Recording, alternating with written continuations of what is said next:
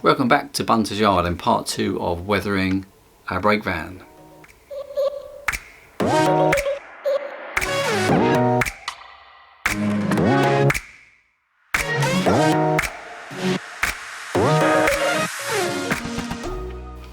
Now if you watched last week's episode of this mini-series, that makes it sound really exciting, doesn't it?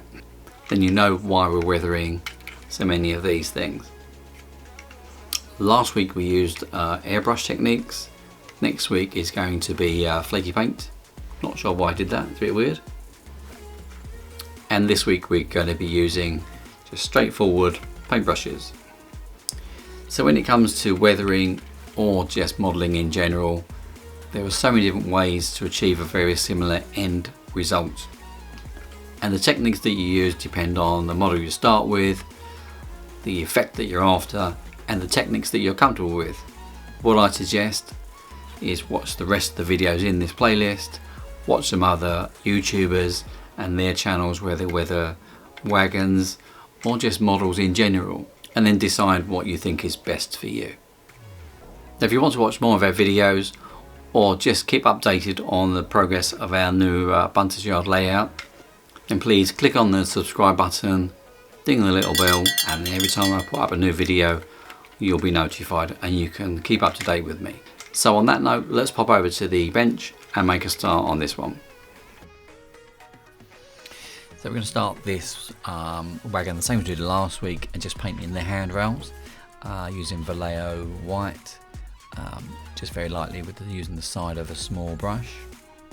Don't need to do this step, of course, if you're using if you've got a wagon that's already got the handrails painted in, or no handrails, or you don't want them painted in. Just miss this particular step out. Although if your model is bare plastic, the same as this one, it's one of the cheaper versions, you would probably want to give it a spray anyway with the matte coat like we're doing here from an aerosol. This just gives the paint something to key into once you start applying those. So this particular one we're using here is Panzer Dark Grey from Vallejo. It's a Model Air colour, doesn't need any mixing. Use it straight from the bottle, and we're just going to apply this around the edges of the model where the dirt and the grime would naturally collect.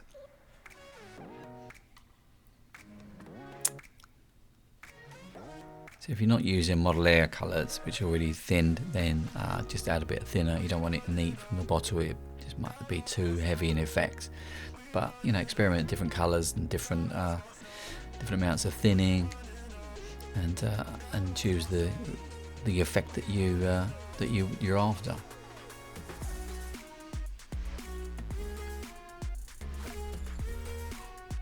Go all around the wagon and the door frames and the steps down the bottom. Don't forget those. So once that's done, give it a minute or so to dry. Don't let it completely dry. And then we're going to use a damp brush. I've cut the end off this to make it a bit of a stiffer brush. And then we use that to brush away the bulk of the paint. So around the edges it will naturally collect. And just use vertical strokes the way that rain would normally push the dirt into the cracks and the crevices.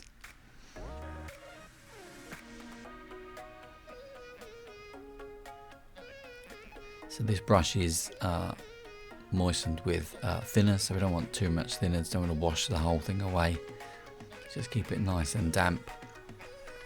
So you can see it thinned there. You put some thinners on and then just knock some of it off with the paper tissue.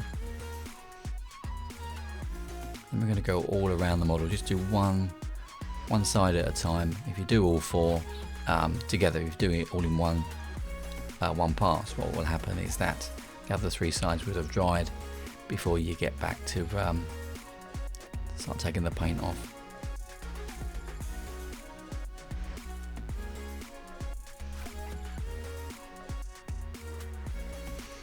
So just keep on doing this until you've got an effect that you're happy with. If you've got too much on there, if you just want a cleaner area, so more of a contrast between the dirt and the original panel, a dry cotton bud would work there. And if you miss any parts or you've washed too much away, you can always reapply more, as we're doing there, or even a different colour if you want to add a bit more colour variation. Maybe you add some muds or rust.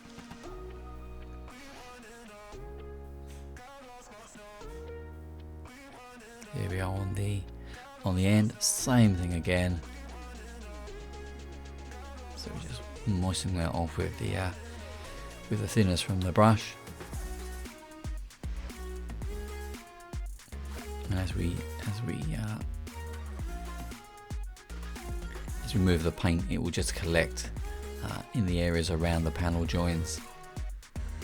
And again, a cotton bud to clear most of the middle of the panel. You're never going to get all of it off, which is a good thing anyway, because it just leaves a dirty residue basically, and just makes your wagon look more aged and weathered.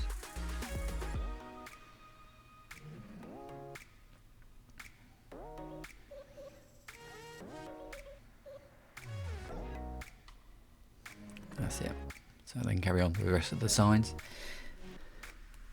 Now for the chassis, we're going to use Model Air. Again, this is Model Air paint. I think this is Earth Red.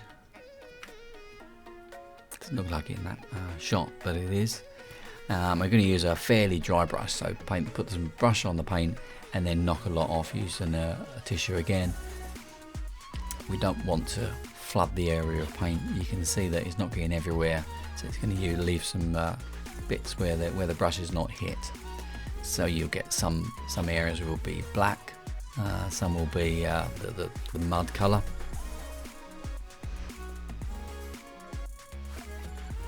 And we need a little bit to go on the actual body of the van, just to simulate dirt and grime that's splashed up from the track. Again, make sure your brush is nice and dry. It's amazing how much paint you're still left on your brush once you've cleaned it off. So I would brush it and then maybe brush it again, brush it off. Now on the side, I'm going to use this particular. This is really dry brushing, so almost everything is off the brush.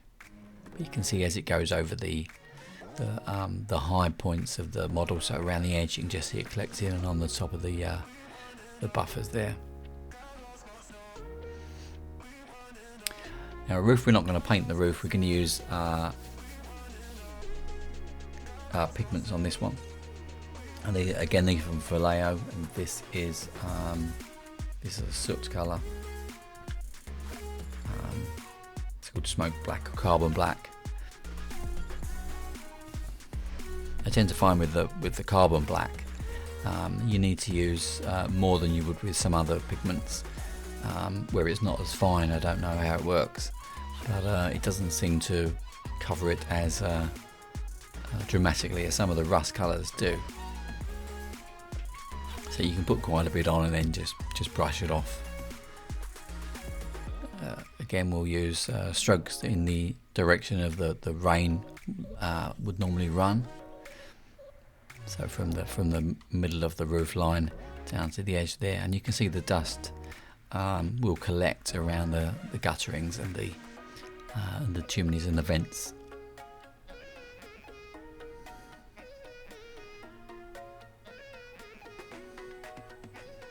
And one thing to remember is that once you finish, we'd need to varnish this again, so we can use a satin coat from the aerosol. But just bear in mind that when we do that some of the effect will be lessened on these, so it has to tend to sort of wash it away.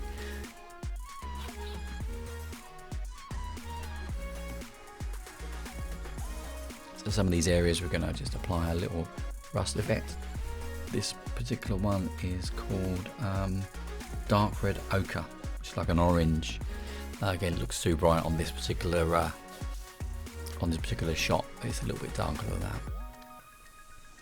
But rust is going to be made up of different colours, so you need to use 2 or 3 really for a true effect, just to give it a more random appearance. And we're going to use next burnt umber. I'm just going to touch a little bit of that in.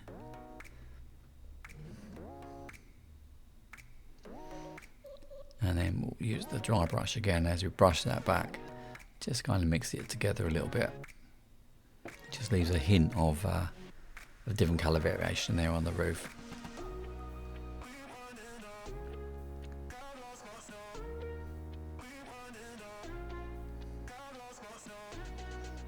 And that's that, I believe.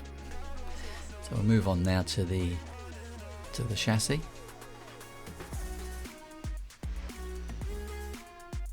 And we're going to use a couple of different colours again on the chassis, just to simulate some rust.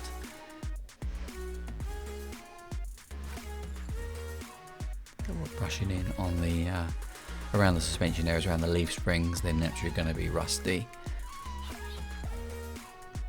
And as I said, these particular ones, these rust colours, you need to knock off a lot of the pigment from your brush before you apply it to your model. You'll be surprised how much a brush like this would retain. So I'll dip it in the pot, load your brush, and then brush quite a lot off using the tissue, and then just load it from the tissue. And you can mix with different colours. We've got the soot still on the tissue there. We mix that in, it gives a different variation of rust colour.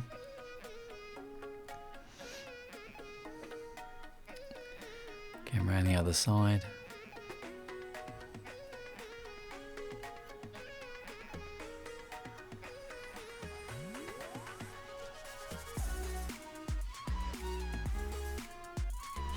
So don't forget, once you use your once you put a clear coat on the top of this, the effect will be diminished a little bit. So don't be too horrified if it's too bright at this point. If it's really over the top, you can just keep on brushing. It will eventually come away.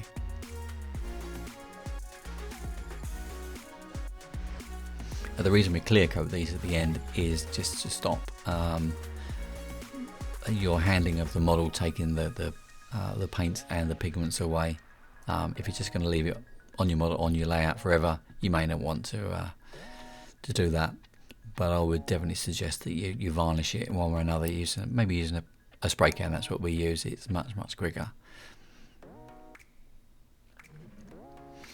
So a little bit of the dark red ochre. Again, rust is going to be made up of different shades.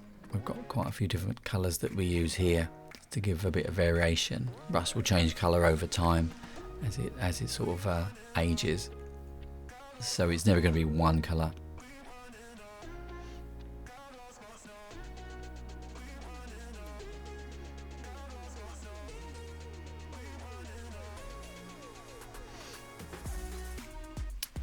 And a little bit of rust just to the body, just around that kind of window affair. I'm sure it's got a name, but I don't know what it is. But if you do know, if you can leave a message in the comments, that'd be great. Then I'll know for future reference.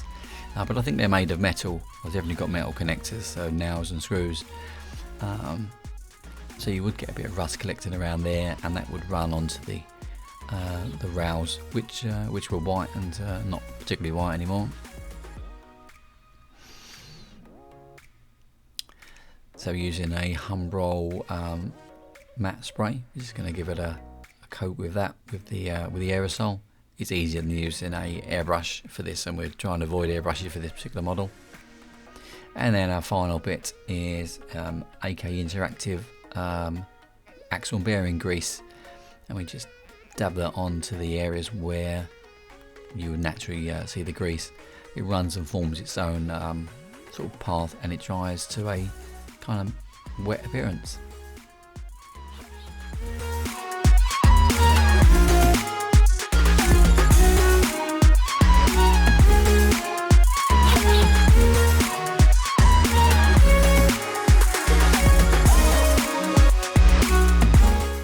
So there we go, a little bit different to using airbrushes, but it may be techniques that you're happy to give a go. Next week is flaky paint, doing that weird thing again. And I'm really looking forward to seeing the end result on that one. So until then, don't forget to subscribe, ding the bell. We will see you soon. Stay safe, happy modelling, bye for now. you.